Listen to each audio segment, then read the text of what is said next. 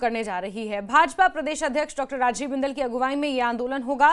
दरअसल केंद्रीय विश्वविद्यालय के स्थायी कैंपस निर्माण कार्य को लेकर यह आंदोलन किया जा रहा है। बीजेपी का कहना है कि केंद्रीय पर्यावरण एवं वन मंत्रालय ने पिछले साल जुलाई में जदरांगल में 55 हेक्टेयर भूमि के हस्तांतरण के लिए मंजूरी दे दी थी।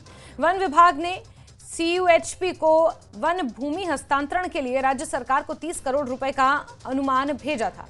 जिला प्रशासन ने राशि जमा करने के लिए राज्य सरकार को एक प्रस्ताव भी भेजा, लेकिन 6 महीने से अधिक समय बीत जाने के बाद भी राज्य सरकार ने इसे मंजूरी नहीं दी है।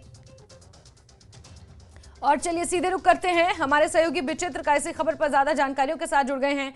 विचित्र, लगातार सेंट्रल यूनिवर्सिटी का कैंपस का जो मामला है वो विवादों में घिरता जा रहा है और कैंपस की जो स्थायी बिल्डिंग को लेकर जो चर्चा है वो ठंडे बस्ते में पड़ रही है। बस आंदोलन और नारेबाजी, आरोप प्रत्यारोप ही देखने को मिल रहा है लंबे समय से। देखिए जास्मिन, सबसे पहले तो हम यही कहना चाहेंगे कि चुनाव नजदीक है, इसलिए ये मुद्दा भी अब जोरों शोरों पर देखने को मिलने वाला है। लिहाजा हम लोग देख ही रहे हैं और लगातार कवर भी कर रहे हैं। इनफैक्ट हमारी ओर से तो इस पूरे मामले पर जो है डिबेट भी एक की जा चुकी है कि पिछले 2 से 3 महीनों से लगातार एक आंदोलन चल रहा है। अब तो जो जनता जो है धर्मशाला की, वो भी इसके साथ जो है वो जुड़ने लगी है। साथ ही साथ जदरांगल संघर्ष समिति जो बनी हुई है वो भी लगातार जो है इस मुद्दे को उठाए हुए है। इसके अलावा जो है जन चेतना मंच जो है धर्मशाला, वो भी अब इस मुद्दे के साथ जुड़ गया और एक बड़ा आंदोलन ये जो है वो बन चुका है। लगातार क्रमिक धरना जो है स्थानीय जनता का वो लगातार जो है धर्मशाला में चल रहा है। लेकिन हाँ, कहीं ना कहीं जब ये मुद्दा जब सेंट्रल यूनिवर्सिटी का उठता है और खास तौर पर जब चुनावों के वक्त में ज्यादा उठता है, तो फिर जो सियासी जो पार्टियां होती हैं, उनके जो नेता होते हैं, वो लोग कहीं ना कहीं जुड़ने शुरू हो जाते हैं। और आज उसी का क्रम हम लोग देख पा रहे हैं, क्योंकि भारतीय जनता पार्टी की ओर से जो है आज उस क्रमिक अनशन के साथ ही नहीं, एक अलग से जो है वो एक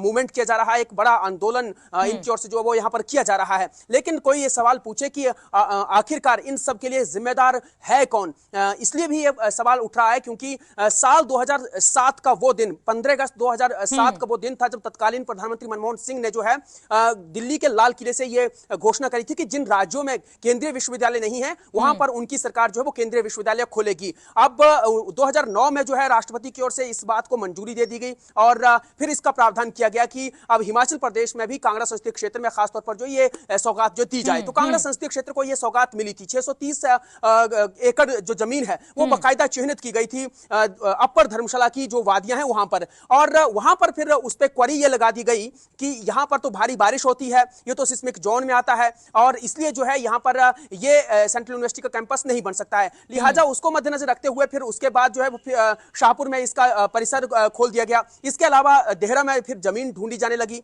क्योंकि 2 संसदीय क्षेत्रों में ये बट गया। अब हमीरपुर संसदीय क्षेत्र के उस वक्त के जो तेज तर्रार नेता थे अनुराग ठाकुर, उनकी ओर से देखा गया कि क्यों ना अब इस सेंटर की सौगात को जो है वो अपने हमीरपुर संसदीय क्षेत्र और कांगड़ा की बात कांगड़ा में रह जाए और उनके संसदीय क्षेत्र को भी ये सौगात मिल जाए। तो वो देहरा में उनकी ओर से जो है इसकी पुरजोर पैरवी की गई। और आज की अगर तारीख में देखा जाए जास्मिन, तो करीब करीब 115 हेक्टेयर भूमि पर जो है वहां पर निर्माण कार्य ही नहीं चल रहा है, बल्कि जो जमीन पर जो है एक बड़ा स्ट्रक्चर भी बनकर तैयार हो गया है। लिहाजा अब तो वहां की जनता ये कहने लगी है कि पूरे का पूरा सेंट्रल यूनिवर्सिटी जो है वो उसका जो कैंपस है वो सीधे देहरा में बना दिया जाए, क्योंकि धर्मशाला में बनने से रहा। अब यही बात जो है वो कहीं ना कहीं अखरने लगी है जनता को भी कि जो सौगात धर्मशाला को मिली थी, जो सौगात कांगड़ा संसदीय क्षेत्र को मिली थी, वो भला बंट क्यों गई, वो देहरा क्यों जा रही है। और अब उसके लिए जो यहाँ के सांसद हैं कृष्ण कपूर, कांगड़ा संसदीय क्षेत्र के जो सांसद कृष्ण कपूर है, उन्होंने इस बारे में इसको लेकर जो है बाकायदा संसद में भी ये मुद्दा उठाया था।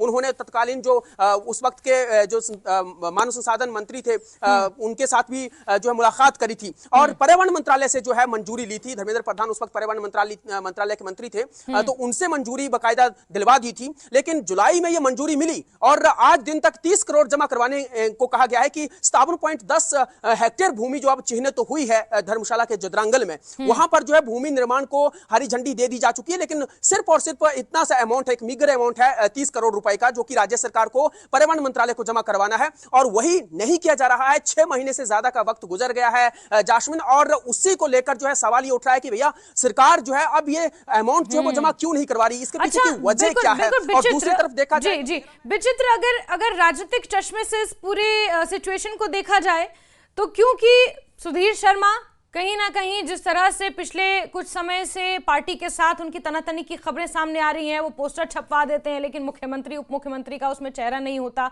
इस तरह की बातें कहीं ना कहीं, और मंत्री पद की उनको आस थी लेकिन वो नहीं मिली। तो ये जो तमाम राजनीतिक जो घटनाक्रम हुए हैं, क्या हम इसके साथ जोड़कर भी देख सकते हैं? और अगर देहरा की बात की जाए तो ऊना, हमीरपुर, देहरा का ये जो पर्टिकुलर निचला एरिया है, ये मुख्यमंत्री उप मुख्यमंत्री का एरिया है, तो शायद ये भी कारण हो सकता है कि यहाँ के लोगों को ज्यादा सौगात मिल रही हो, क्योंकि एक्सपेक्टेशंस, क्योंकि मंत्री पद बड़ा है तो एक्सपेक्टेशंस लोगों की बड़ी हैं, और धर्मशाला में ये चीज पूरी नहीं हो रही है। तो क्या राजनीतिक परिदृश्य से भी इस पूरी घटनाक्रम को हम देख सकते हैं?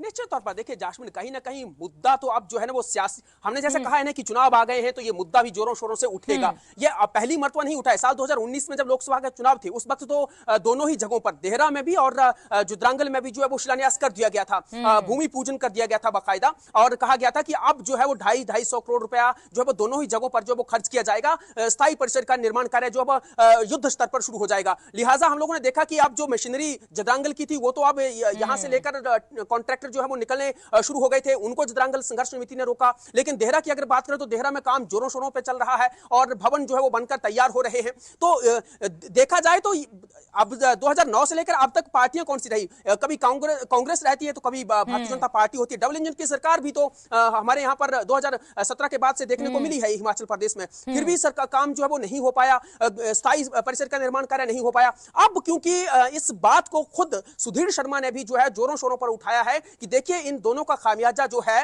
वो क्या कांग्रेस और क्या भारतीय जनता पार्टी दोनों ने जो है वो झेला है, इसलिए जो है अब वो जनता के साथ जाने वाले हैं, जनता का समर्थन करने वाले हैं। लिहाजा आपने एक बात बहुत बाखूबी कही है, बहुत अच्छे से पकड़ा है आपने कि क्योंकि खुद मुख्यमंत्री की अगर बात की जाए तो वो नादौन से है, हमीरपुर से है, नादौन बिल्कुल नजदीक है देहरा को, और देहरा में तो उनका ससुराल भी है। तो लिहाजा वो चाहेंगे कि भी ये जो सौगात है, ये सेंटर की जो सौगात है, धर्मशाला में वैसे भी बहुत सारी क्वेरीज है। इनफैक्ट उन्होंने ये भी कहा था कि धर्मशाला में जो जमीन है वो सिस्मिक जोन में है और उसमें अभी वो सलाह मशवरा करेंगे पर्यावरण कमेटी के साथ, पर्यावरण मंत्रालय के साथ कि क्या यहाँ पर बनाई जा सकती है कि नहीं बनाई जा सकती, शिमला में भी है, भविष्य में ऐसा ना हो कि शिमला भी सिस्मिक जोन में आता है। डेफिनेटली यही सवाल तो यहाँ के विधायक उठा रहे हैं कि ऐसी कोई बात नहीं है। अगर ऐसी बात होती, पूरा Himalaya range he, in fact not Shimla और धर्मशाला बल्कि पूरा हिमालयन रेंज, नेपाल से लेकर जो है वो हम लोग इस बीच बड़ा सवाल ये है कि बीजेपी जो ये आंदोलन करने वाली है, राज्य स्तरीय आंदोलन करने वाली है, प्रदेश अध्यक्ष इसकी अध्यक्षता करेंगे आंदोलन की, तो क्या बीजेपी पर सवाल खड़े नहीं होने चाहिए? क्योंकि उनके समय में भी तो ये मुद्दा कहीं ना कहीं चर्चाओं में रहा ही है। अगर आज वो प्रोटेस्ट कर रहे हैं तो क्या अपने समय में उन्हें जरूरत नहीं लगी कि धर्मशाला सेंट्रल यूनिवर्सिटी को एक स्थायी भवन दिया जाए? देखिए बहुत मुद्दा जो बड़ा स्मार्टली ये लोग उठाते हैं, इनको मालूम होता है कि यही तो सियासत होती है और यही तो सियासतदानों की खासियत रहती है कि किस बात को कब और कहां उठाना है। हालांकि दोनों ही पार्टियां जो हैं इस पूरे मुद्दे पर घिरी हुई हैं, क्योंकि सेंट्रल यूनिवर्सिटी की जो सौगात है वो फुटबॉल की तरह सियासी फुटबॉल ये बनकर रह गया है।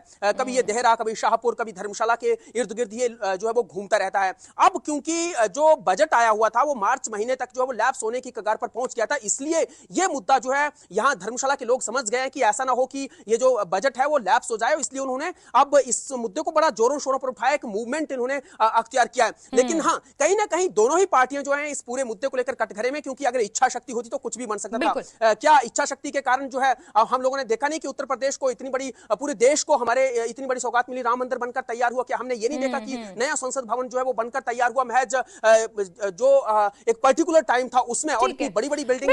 लेकिन इस बीच ये बात बिल्कुल महत्वपूर्ण है कि जनता अब सब कुछ समझ चुकी है और हिमाचल प्रदेश एक साक्षर प्रदेश है, यहाँ की जनता को ठगना इतना आसान नहीं है राजनीतिक पार्टियों के लिए भी।